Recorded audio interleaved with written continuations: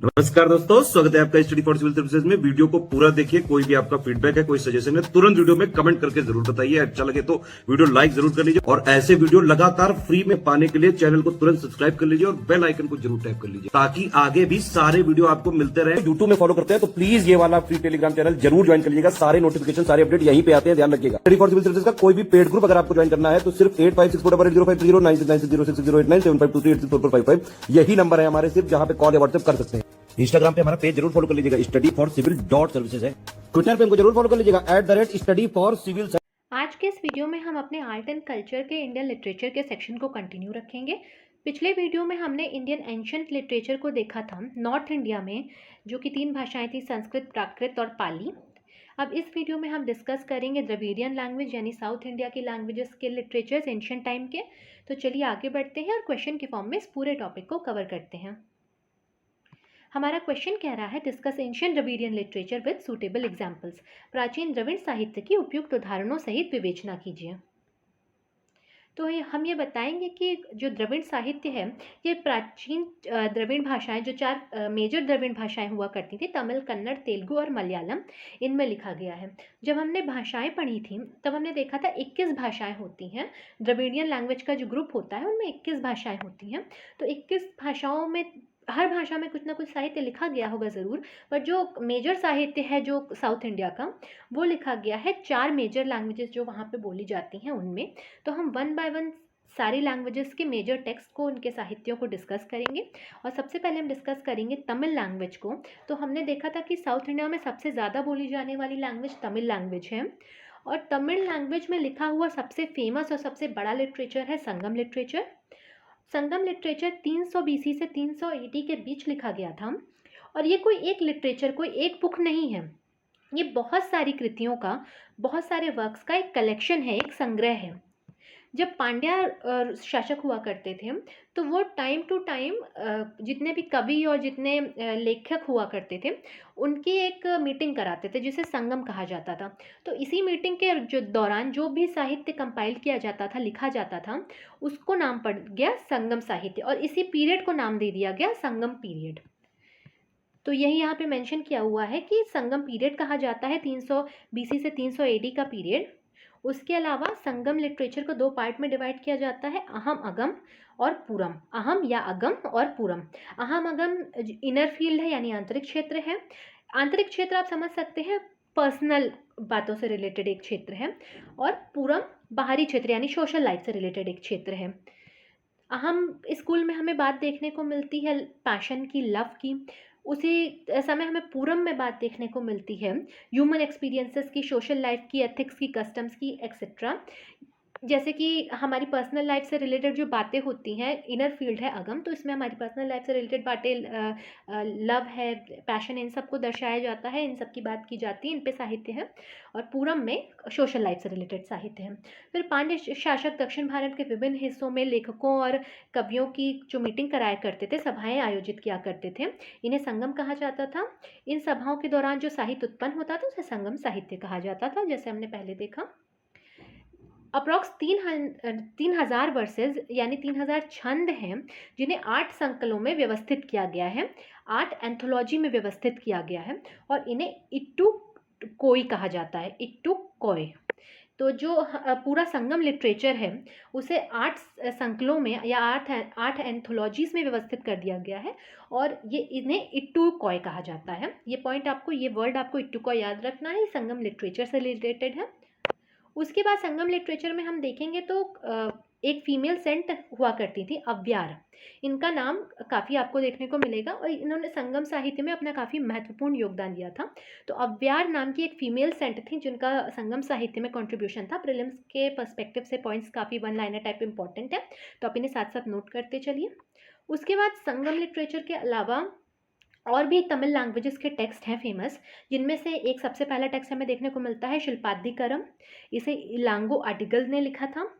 फिर दूसरा है मणिमेकलाई, जिसे चट्टनार ने लिखा था। और एक आता है तोलकापियम। तो ये 3 नाम भी आपको याद रखने हैं। उसके बाद हमारी दूसरी मेजर द्रविडियन लैंग्वेज आती है मलयालम लैंग्वेज। और मलयालम लैंग्वेज पे जो लिटरेचर लिखे गए हैं हम उन्हें देखेंगे।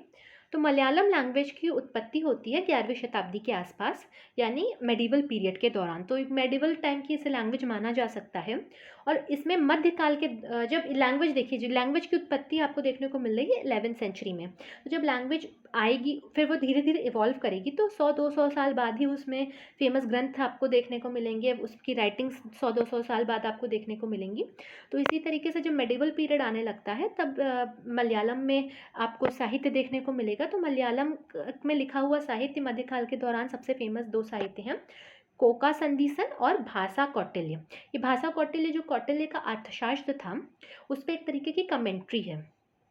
और मलयालम की उत्पत्ति 11वीं शताब्दी के आसपास हुई थी। और आपको ये नाम याद रखना है, एजुथाचन। एजुथाचन जो ये थे, ये मलयालम भाषा के फादर के रूप में जाना जाता है।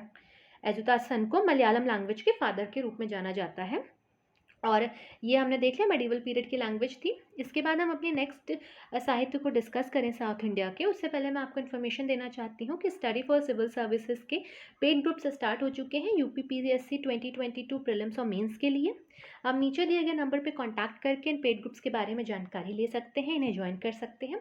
इन सारी वीडियोस की PDF आपको इन पेड ग्रुप्स में प्रोवाइड कर दी जाएगी। इसी के साथ आपको सारा स्टडी मटेरियल दिया जाएगा जिससे पूरी तरीके से आपका सिलेबस कवर होगा। साथ ही साथ मेंस आंसर राइटिंग प्रैक्टिस भी होगी और आपके आंसर्स को रिव्यू भी किया जाएगा। 1-to-1 गाइडेंस मिलेगी आपको और आपकी सारी क्यूरीज को भी सॉल्व किया जाएगा। तो आपकी प्रिपरेशन बहुत स्ट्रांग हो जाएगी। नीचे दिए गए नंबर पर कॉन्टैक्ट करें, ग्रुप्स को ज़रूर ज्वाइन करें। इसके बाद हम अपनी नेक्स्ट लैंग्वेज पे आते हैं जो कि है तेलुगु। और तेलुगु में जो लिटरेचर्स लिखे गए थे अब हम उन्हें देखते हैं। तो तेलुगु के फर्स्ट कवि जो थे वो थे नन्नन्य। 11वीं शताब्दी के पहले तेलुगु कवि हुआ करते थे। और तेलुगु भाषा सबसे अपने पीक पर थी, इसका डेवलपमेंट सबसे अपने पीक पर हुआ करता था विजयनगर साम्राज्य के टाइम पे। तेलुगु भाषा की प्रमुख कृतियाँ हैं उत्तर हरिवंशम, जिसे नचना सोमनाथ ने लिखा है।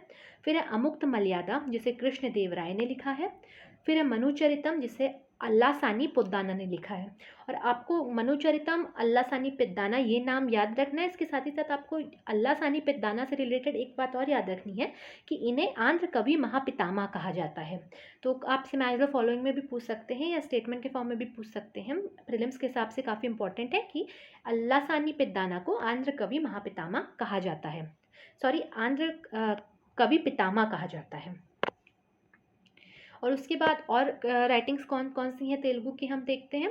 तो पांडुरंग महात्मायम, जिसे तेनाली रामकृष्ण ने लिखा था। उसके बाद आती है वासुचरितम, नरसाभुपालियम और हर्षचंद्र नलोपाख्यानम, इसे राम राजभूषण ने लिखा था, जिन्हें भट्टू मूर्ति भी कहा जाता है। फिर आती है राजशेखर चरित, जिसे मदयागिरी मल्लाना ने लिखा था। फिर आता है रामाभ्युदयम और अकाल कथासार, जिसे अल्या राजू रामभद्र ने लिखा था। तो ये सारे नाम थोड़े से डिफ़िकल्ट हैं शायद हम लोगों के लिए लेने में, क्योंकि साउथ इंडियन नाम है। तो आप 2 से 4 बार वीडियो सुनिए, इन्हें साथ साथ लिखते जाइए, टाइम टू टाइम इसे रिवाइज करते जाइए, तो ये आपके फिंगर टिप्स पे हो जाएंगे। और प्रीलिम्स में अगर कोई भी क्वेश्चन इनसे आता है तो आप बहुत आसानी से आपको क्लिक कर जाएगा, आप उसे आंसर कर सकते हैं। इसके बाद हमारा लास्ट लैंग्वेज आते हैं, लास्ट साहित्य आता है कन्नड़ साहित्य। और कन्नड़ साहित्य की शुरुआत की थी पोन्ना ने। पोन्ना को कन्नड़ साहित्य का जनक कहा जाता था। लेकिन कन्नड़ साहित्य में जो सबसे पहले साहित्य कन्नड़ भाषा में लिखने शुरू किए थे जैन विद्वानों ने। जैन विद्वानों के फेमस टेक्स्ट कौन कौन से हैं कन्नड़ साहित्य में वो हम देखेंगे। तो सबसे पहला आता है कवि राजमंग, जिसे नृपतुंगा अमोघवर्ष ने लिखा था। नृपतुंगा अमोघवर्ष प्रथम ने लिखा था। उसके बाद आता है धर्मनाथ पुराण, जिसे माधव ने लिखा था। फिर धर्म परीक्षित, जिसे उरिता विलास ने लिखा था। इसके बाद हम देखेंगे कि कन्नड़ भाषा में रत्न त्राय का एक कॉन्सेप्ट है, यानी 3 ज्वेल। रत्न यानी ज्वेल और त्राय मतलब 3। तो रत्न त्राय कौन कौन है कन्नड़ भाषा के? पंपा, पुन्ना और रन्ना। और पंपा को माना जाता है कन्नड़ भाषा का जनक। कन्नड़ साहित्य फेमस और कुछ हैं, ये हैं आदि पुराण और विक्रमजीव विजया, जिसे पंपा ने लिखा है। शांति पुराण को पुन्ना ने लिखा है। फिर आता है अजीतनाथ पुराण, जिसे रन्ना ने लिखा है। तो ये तीनों जो रत्नत्राय के 3 मेंबर थे, पम्मा, पोन्ना और रन्ना, इनके आपको रचना याद रखनी है। तो आदि पुराण और विक्रमजीव विजया पंपा, शांति पुराण पुन्ना और अजीतनाथ पुराण रन्ना। फिर आता है हरिश्चंद्र काव्य और सोमनाथ चरित, जिसे हरीश्वर ने लिखा है। फिर आता है हरिवंश भयुदय और जीव संबोधन बंधु वर्मा ने लिखा है। जगन्नाथ विजय रुद्र भट्ट ने लिखा है। शब्दम मणिदर्पण केसरी राज ने लिखा है। सूक्ति सुधारणम मल्लिकार्जुन ने लिखा है। तारवे रामायण नरहरि ने लिखा है। और जैमिनी भारत लक्ष्मी शाह ने लिखा है। ये सारे नाम आप पढ़ते जाइए 3-4 बार, आपको ज़रूर से याद हो जाएंगे। थोड़ा ये मेमोराइज़ करने वाली चीज़ें हैं। इसी के साथ हमारा इंडियन लिटरेचर का, एंशिएंट लिटरेचर का पार्ट ख़त्म होता है। नेक्स्ट वीडियो में हम डिस्कस करेंगे मेडिवल लिटरेचर को। हम देखेंगे कि मेडिवल पीरियड में कौन कौन सी भाषाएं आई और उन भाषाओं में कौन कौन से लेख लिखे गए, कविताएं लिखी गई। तो बने रहिएगा चैनल के साथ। मिलते हैं नेक्स्ट वीडियो में। Thank you for watching.